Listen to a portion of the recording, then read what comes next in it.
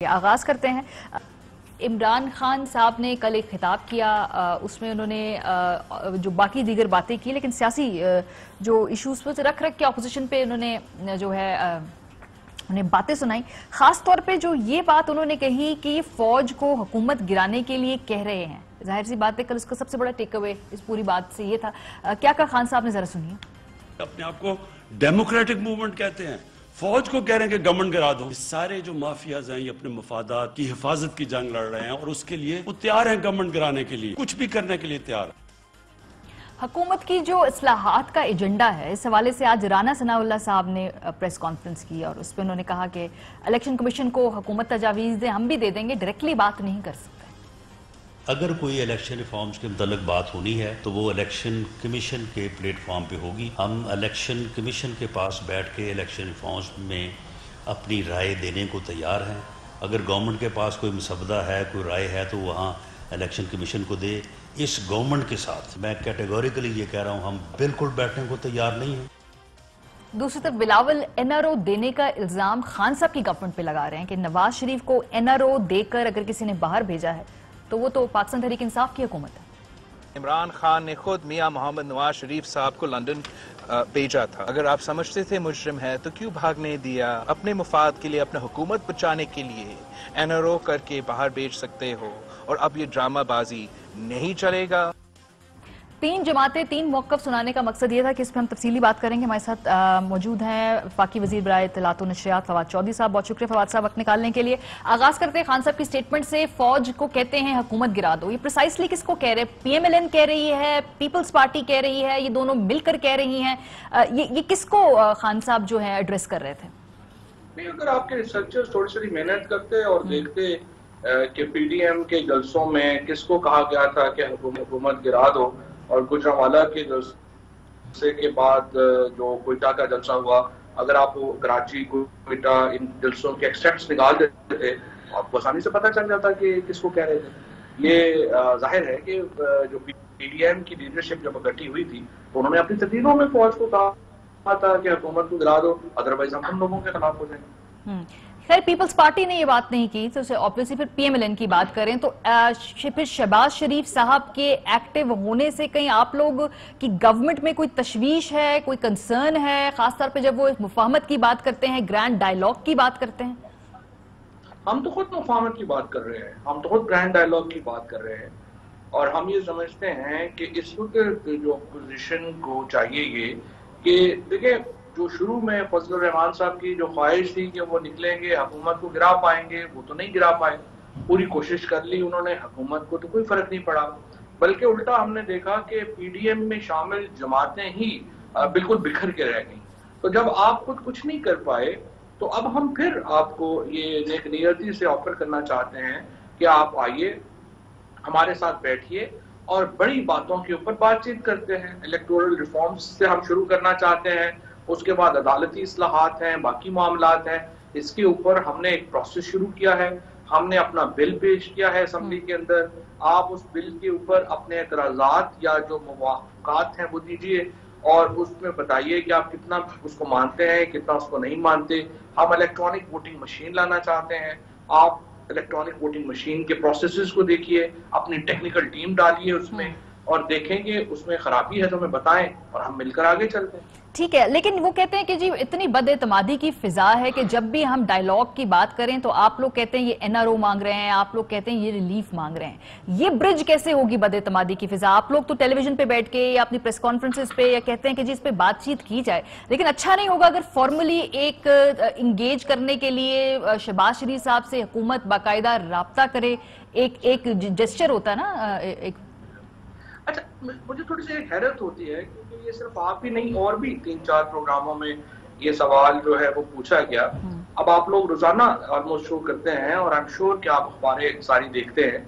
इसके ऊपर फॉर्मल हमने जो है वो डायलॉग की ऑफर की है। जो स्पीकर नेशनल असेंबली हैं उनको वज़ीर आज़म इमरान खान ने लेटर लिखा, उस लेटर के ऊपर स्पीकर साहब ने शहबाज शरीफ साहब को और पीपल्स पार्टी को खत भेजा कि आप अपने फोकल पर्सन अपॉइंट करें। वज़ीर आज़म साहब ये चाहते हैं कि पार्लियामेंट्री पार्टीज के दरमियान एक गुफ्तगू का सिलसिला शुरू हो, पीपल्स पार्टी ने नवीद कमर साहब को अपना फोकल पर्सन अपॉइंट किया, पीएमएलएन ने अभी तक अपना फोकल पर्सन अपॉइंट नहीं किया।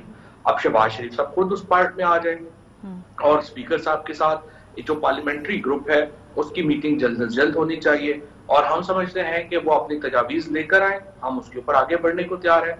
अब इससे ज्यादा फॉर्मेलिटी हम क्या कर सकते हैं वो हमें बता दें, हम वो कर लेंगे। हो सकता है जैसे प्राइम मिनिस्टर साहब जो हैं वो खुद दावत दे दें, क्योंकि बदएतमादी की फिजा के बारे में वो कहते हैं कि जी इसमें वर्केबल रिलेशनशिप आपके नजदीक बन सकता है। जो इस वक्त पोलराइजेशन है, जो स्टेटमेंट्स दी जाती हैं, कई दफा वो कहते हैं कि जब हमने ताउन किया भी तो आगे से कहा गया कि आप अपने लिए डील ले रहे हैं, आप अपने लिए एनआरओ ले रहे हैं। इस वक्त वर्केबल रिलेशनशिप आप लोगों की बन सकती है अपोजिशन से?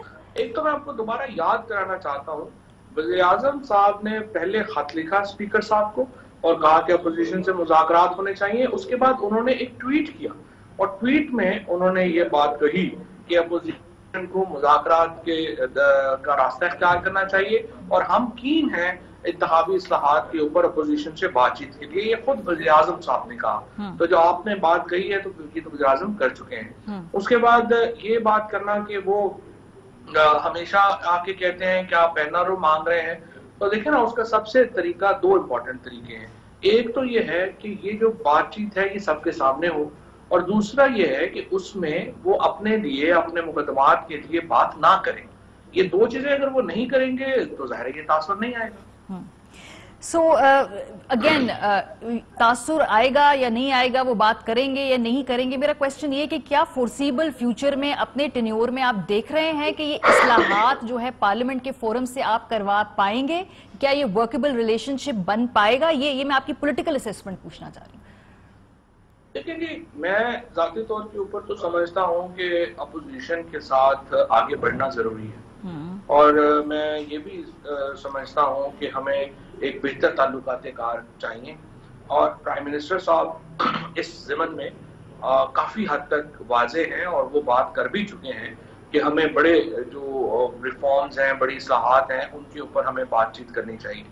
अब ये मौका है अपोजिशन के पास कि वो अपनी छोटी छोटी जो मामलात हैं उनके ऊपर एक जिद बनाने के बजाय वो हुकूमत के साथ बड़े मामलात पर आगे बढ़े और अगर वो आगे बढ़ेंगे तो इसमें पाकिस्तान का भी फायदा है और एक बेहतर ताल्लुकात-ए-कार भी कायम। सो शहबाज शरीफ साहब जैसे उनकी बहुत सारी बातें जब वो कहते हैं कि जी parliament is the way forward, बातचीत करनी होगी, मफाहमत करनी होगी, नया सोशल कॉन्ट्रैक्ट करना होगा, तो ये बात तो गवर्नमेंट भी कर रही है और पीपल्स पार्टी भी इससे डिसएग्री नहीं करेगी क्योंकि उनकी पॉलिटिक्स का स्टाइल ये नहीं है। फिर रुकावट कहाँ है? अगर बहुत सारी बातों पे एग्रीमेंट है, एग्जैक्टली रुकावट क्या कि कोई एक शख्स है, कोई एक जात है, कोई एक पिन पॉइंट कर सकते हैं कि जी दिस इज द प्रॉब्लम, ये ट्रबल मेकर है? रुकावट जो है ना जी, वो इस वक्त अहम रुकावट जो है वो पीएमएलएन के अंदर जो लीडरशिप की लड़ाई है वो है और जब तक पीएमएलएन की अपनी लीडरशिप क्लियर नहीं होती, ये वाज़ेह नहीं होता कि वहां पे फैसला करने का इख्तियार किसको है, ये मामला अड़ा हुआ है। क्योंकि शहबाज शरीफ साहब हैं और पीएमएलएन की वो लीडरशिप जो पार्लियामान के अंदर है वो यकीनी तौर के ऊपर मुज़ाकरात करना चाहती है, वो बात आगे बढ़ाना चाहती है, लेकिन नवाज शरीफ साहब और मरियम नवाज जो पार्लियामान का हिस्सा नहीं है, सिस्टम का भी हिस्सा नहीं है, वो इस बातचीत के लिए तैयार नहीं और वो शहबाज शरीफ साहब को और मुज़ाकरात की चीजों को जब ये जुबानी तो कहते हैं लेकिन प्रैक्टिकली जब करने के लिए जाते हैं तो उसको वीटो कर देते हैं और ये पीएमएलएन का एक अंदरूनी लड़ाई का झगड़ा है, लीडरशिप की एक प्रॉब्लम है जिसकी वजह से ये बात आगे नहीं बढ़ पाती। सो अभी कौन who is calling the shots? ये सवाल मैं इस कॉन्टेक्स्ट में पूछ रही हूँ कि जो पीडीएम का आखिरी एलामिया और जो अहदाफ आए हैं वो तो बड़े फिजल डाउन से, वो तो बड़े मेलो से, हम 14 अगस्त पे जलसा कर लेंगे, हम पार्लियामेंट के अंदर आ जाएंगे, हमें ब्रीफिंग्स दी जाए, हमसे बातचीत की जाए, तो वो तो बड़ा जैसे कहते हैं मफाहमत पसंद किस्म का उनका नया एलामिया आया है। तो क्या ये शहबाज शरीफ साहब की सोच से आपको अलाइन करता हुआ दिखाई नहीं देता जो उनका लेटेस्ट उनकी वो है तमाम स्ट्रैटेजी? नहीं, देखिए हमें तो खुशी होगी अगर वो बातचीत की तरफ आते हैं, अगर वो पार्लियामान के अंदर एक माहौल बनाने की तरफ आते हैं तो हमें क्या एतराज हो सकता है, हमें तो खुशी होगी। और मैंने तो आपको मोडस ऑपरेंडी भी ये सामने रखा है, तरीकाकार भी ये सामने रखा है कि जो इलेक्टोरल, देखिए दूसरी बात ये है मारिया कि जब भी बातचीत होती है वो सबसे ज्यादा मुतनाज़े बातों के ऊपर बातचीत शुरू करना अकलमंदी नहीं होती। हमेशा आप बातचीत शुरू करते हैं उन चीजों पे जिनमें आप पे इत्तेफाक राय पाया जाता है। अब ये जो इलेक्टोरल रिफॉर्म्स का मामला है, इनमें से इनकी 49 हमने पॉइंट्स दिए हैं इस्लाहात के, उनमें से 40 पॉइंट्स के ऊपर हुकूमत और अपोजिशन में मुकम्मल इत्तेफाक राय और सिर्फ एक फॉर्मल बातचीत होनी है। 9 पॉइंट्स हैं जिनमें ईवीएम मशीन भी शामिल हैं जिसके ऊपर बातचीत होनी है। सो हमें चाहिए उन चीजों के ऊपर हम मुज़ाकरात शुरू करें जहां पर हमारा एक जो मुज़ाकरात का माहौल बेहतर हो सकता है। तो इसीलिए हम चाहते हैं कि इलेक्टोरल रिफॉर्म्स के ऊपर करें और कल शहबाज शरीफ साहब अपना फोकल पर्सन नॉमिनेट कर दें उस पार्लिमानी कमेटी में जो स्पीकर साहब ने बनाई है, तो मुज़ाकरात कल से शुरू हो जाएंगे। अच्छा, बल्दियाती इंतखाब कराने की बात भी खान साहब करते हैं, इसका क्या टाइम लाइन है, इसकी क्या प्लानिंग है आप लोगों की इस वक्त?